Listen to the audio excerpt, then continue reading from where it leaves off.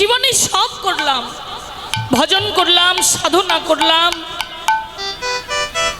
স্তব করলাম, স্তুতি করলাম, মন্ত্রতন্ত্র জপলাম, ভগবানের নিত্য চরণ সেবা করলাম, কিন্তু মানুষকে ভালোবাসি না। মানুষের প্রতি আমার কোনো প্রেম নেই, প্রীতি নেই, মানুষের পাশে দাঁড়াতে শিখিনি। এর নাম ভজন নয় বাবা। ভগবান বললেন, তোমরা বৃন্দাবনে গেলে 84 ক্রোশ পরিক্রমায় হয়তোবা আমার শ্রীমতী রাধারানীর কৃপা লাভ করতে পারবে। হয়তোবা বৃন্দাবন পরিক্রমায় রাধা গোবিন্দের কিঞ্চিত কৃপা লাভ হবে, কিন্তু ভগবানকে পাওয়া যাবে না বাবা। ব্রজে গেলে বৃন্দাবনে 84 ক্রোশ বৃন্দাবন খুঁজলেও ভগবানকে পাবে না। ভগবানকে যদি পেতে চাও তাহলে ভগবানের ভক্তকে আগে ভালোবাসো, আগে মানুষকে ভালোবাসো। কারণ ভগবান শ্রীকৃষ্ণ নিজেই বলেছেন, ভক্তের হৃদয়ে আমার সতত বিশ্রাম। পরমাত্মা রূপী ভগবান শ্রীকৃষ্ণ প্রত্যেকটি জীবের হৃদয় চিত্তেই বিরাজমান। সৃষ্টির শ্রেষ্ঠ জনম হচ্ছে মানব জনম।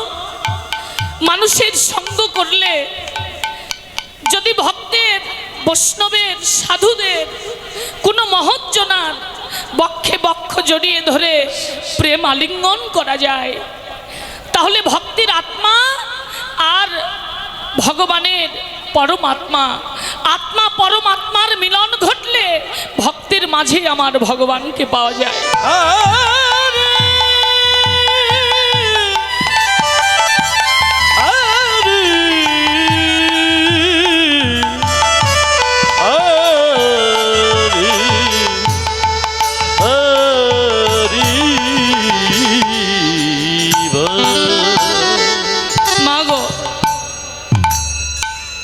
জগতে নারী কুলে জন্ম নিয়েছি রে মা,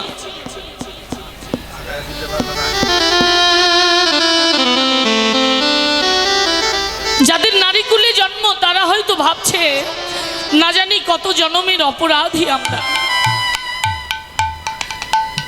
বহু বহু জন্ম অপরাধ করেছি বলেই নারী কুলে জন্ম হয়েছে। কিন্তু না রে মা, আজকে এই নব বৃন্দাবনে দাঁড়িয়ে বদন ভরে বলতে চাই, যারা আজকে নারীকুলে জন্মগ্রহণ করেছেন, আপনারা গ্রন্থ অধ্যয়ন করে দেখুন, বৈষ্ণবের সঙ্গ করে দেখুন, মহৎজনার সঙ্গ পাথেয় পেয়ে দেখুন, নারীকুলে যাদের জন্ম অনেক অনেক জন্মের পূর্ণের ফলে আজকে নারীকুলে জন্ম হয়েছে।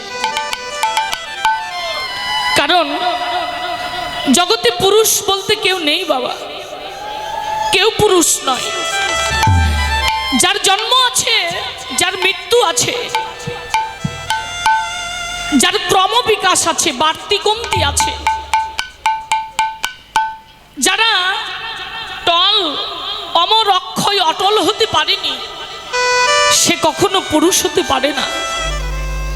পুরুষ তিনি যার কোনো জন্ম নেই, মৃত্যু নেই, যাকে চর্মচক্ষু দ্বারা দর্শন করা যায় না, যার কোনো ক্রমবিকাশ বাড়তি কমতি নেই, যিনি অমর অক্ষয় অবিনশ্বর অটল, তিনি একজনই পুরুষ, তিনি হলেন ভগবান পুরুষোত্তম শ্রীকৃষ্ণ।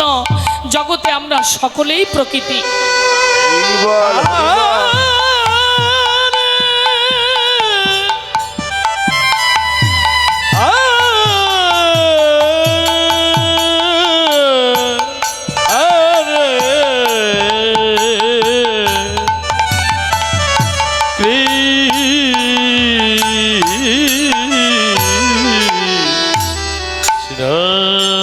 প্রকৃতি হইয়া করো প্রকৃতির সঙ্গ, দিনে দিনে বাড়িবে তোমাদের প্রেম তরঙ্গ।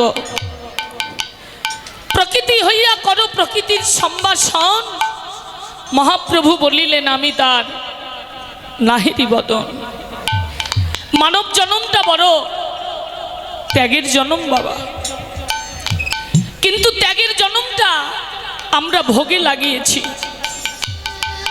ভোগে লাগিয়েছি বলে সহজে আমাদের হৃদয় চিত্তে ত্যাগ আসতে চায় না, কারণ অন্তরটা লালসায় লালায়িত। তো অনেক ধনের প্রতি আমাদের লালসা, অনেক বিষয় ঐশ্বর্যের প্রতি লালসা।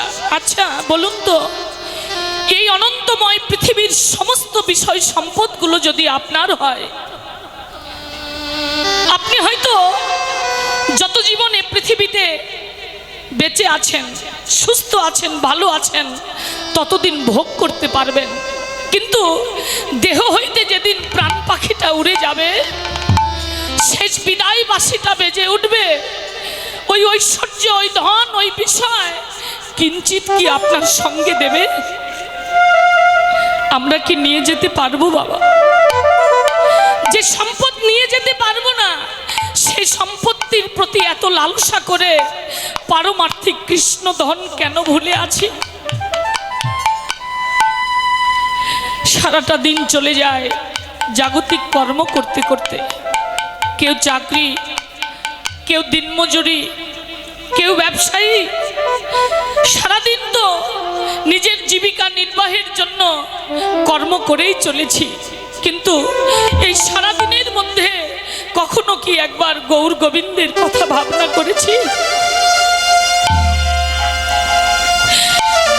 কখনো কি দুফোঁটা নয়নের জল প্লাবিত করে ভগবানের চরণে প্রণতি রেখে বলেছি, ঠাকুর তুমি এখন আমাকে যেমনই রেখেছ, আমার তাতে দুঃখ নেই, আমার শেষের গতিটা যেন ভালো হয় প্রভু।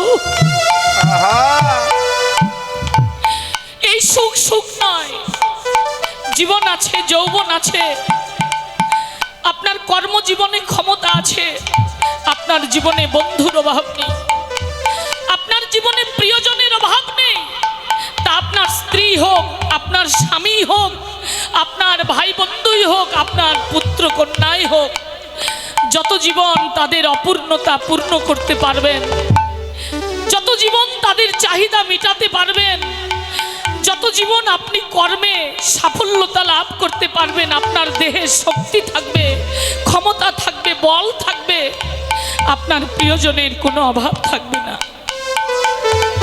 কিন্তু যেদিন জীবনের বার্ধক্যতা এসে যাবে, যেদিন কর্মজীবনে হীন হয়ে যাব, 10 দিন বিছানাতে পড়ে থাকলে সেদিন চিনতে পারবেন আপনি কাদের জন্য জীবন মন প্রাণ দিয়ে দিয়েছেন, আপনি কাদের জন্য সারা জীবন পরিশ্রম করেছেন, আপনি কাদের জন্য সারা জীবন ভেবেছেন।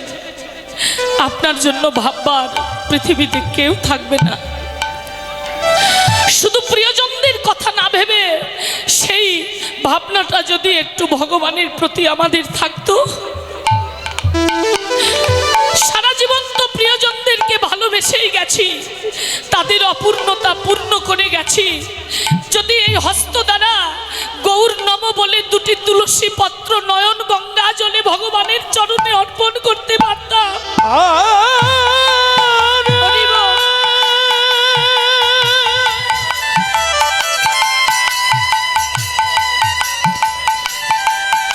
কৃষ্ণ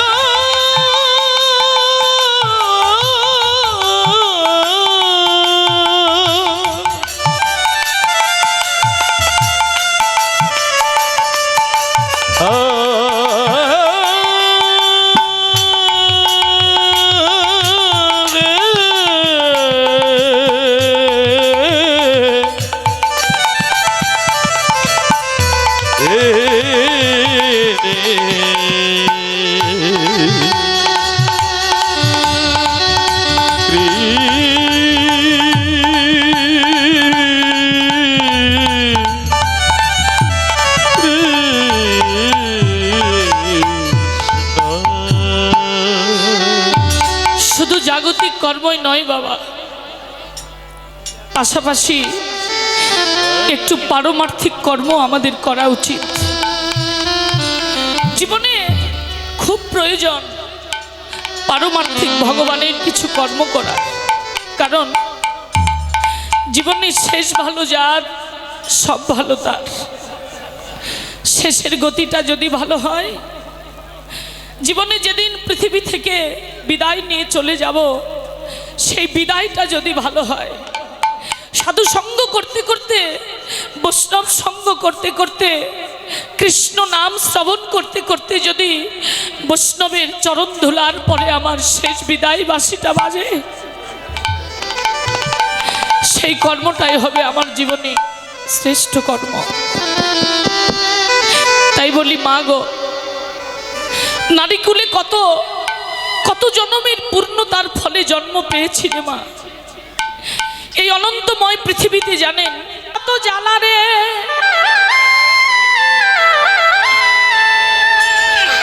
সখী রে ললিতা,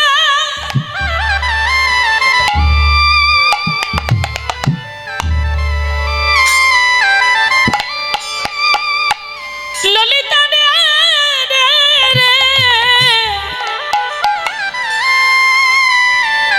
তোরাই আমায় নিয়ে চল নিকুঞ্জ কাননে।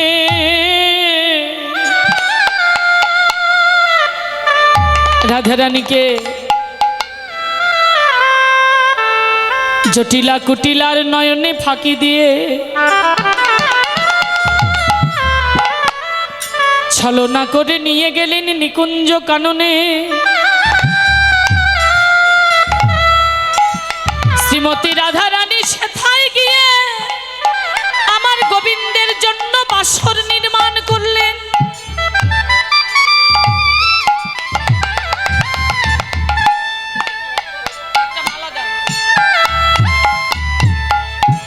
বিনিশুতার মালা গাঁথলেন, বিনিশুতার মালাটা গেথে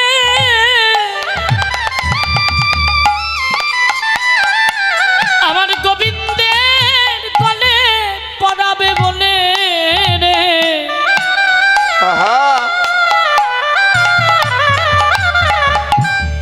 তাম্বুল জোগালেন, দীপ পূজার করলেন, কিন্তু বধূ আসে না। রাধারানী বলে, সখী রে, আমার গাথা মালা কি বাসি হবে?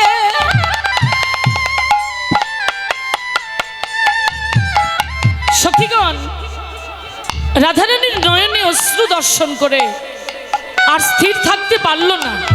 সখী রে, তুই অমন করে কাঁদিস না রে, অভিমান করে থাক, গোবিন্দ আসবে। এখন এলো না, আর এক সময় আসবে। গোবিন্দ তোর কুঞ্জে আসবেই আসবে, তুই অভিমান করে থাক। রাধারানী বলছে, সখী রে, আমি মান করিতে জানি না রে। সখী রে, আমি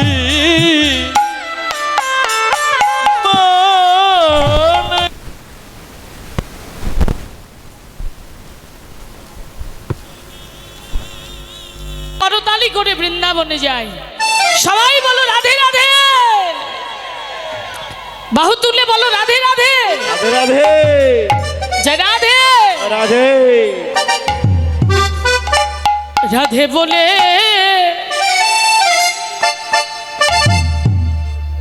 ও দুটি বাহু তুলে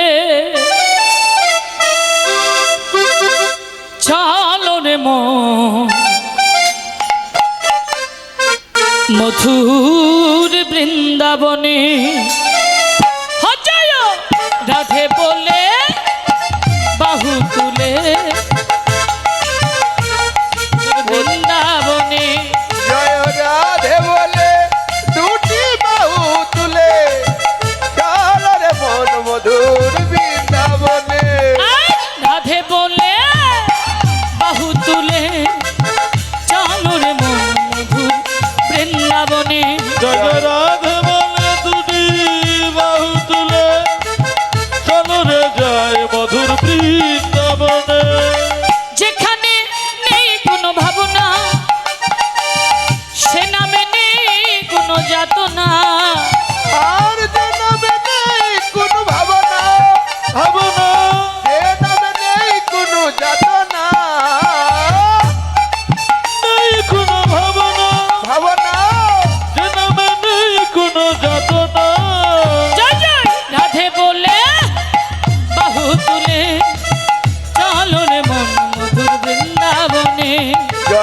রাধে বলে দুটি বাহু তুলে চলো রে মন মধুর বৃন্দাবনে যে নামে বোবাই কথা বলে রে, সে নামে খোরা হেঁটে চলে রে।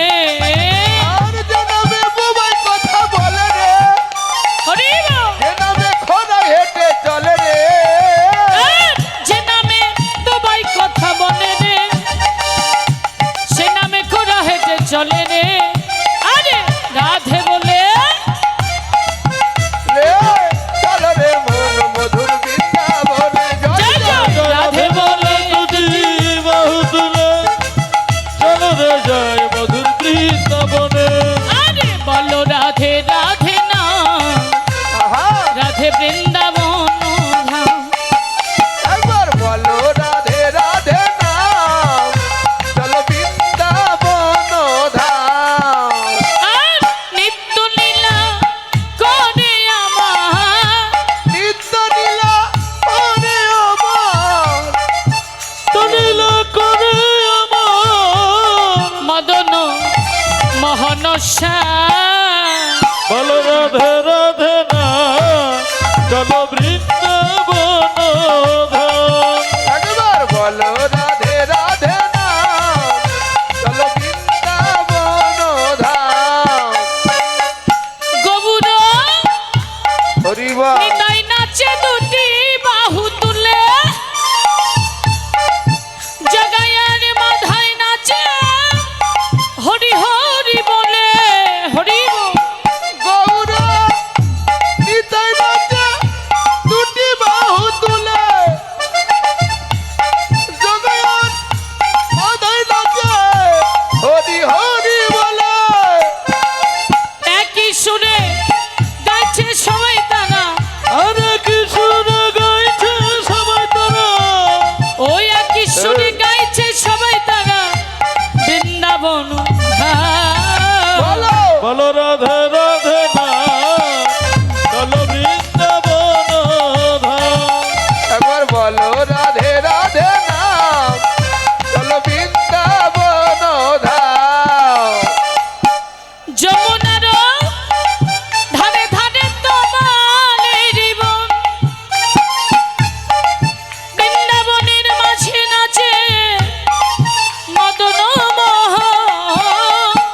যমুনার ধারে ধারে ধারে বলে রব বৃন্দাবনের মাঝে নাচে মদন মোহন একই সুরে গাইছে সবাই তারা, গাইছে সবাই তারা ওই একই সুরে গাইছে সবাই তারা শ্রী রাধার গুণগান। বলো রাধে রাধে না হরি বল। চলো বৃন্দাবন ধাম এই বলো রাধে রাধে নাম চলো বৃন্দাবন ধাম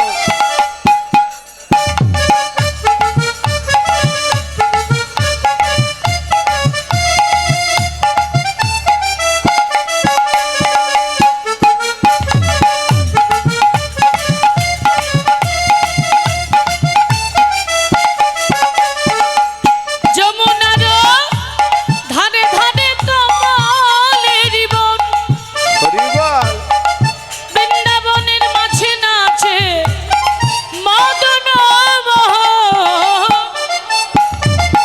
ওরে যমুনার ধারে ধারে বলে রব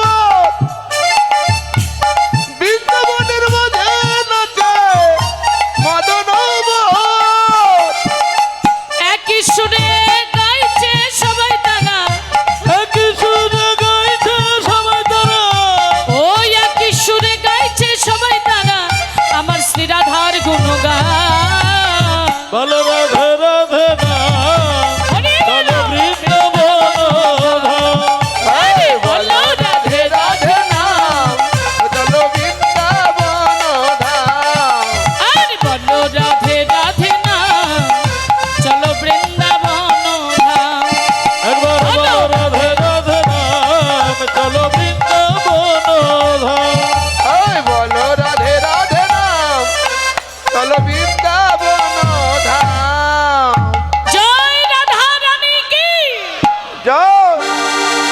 রাধা রানী কি জয় রাধা রানী কি জয়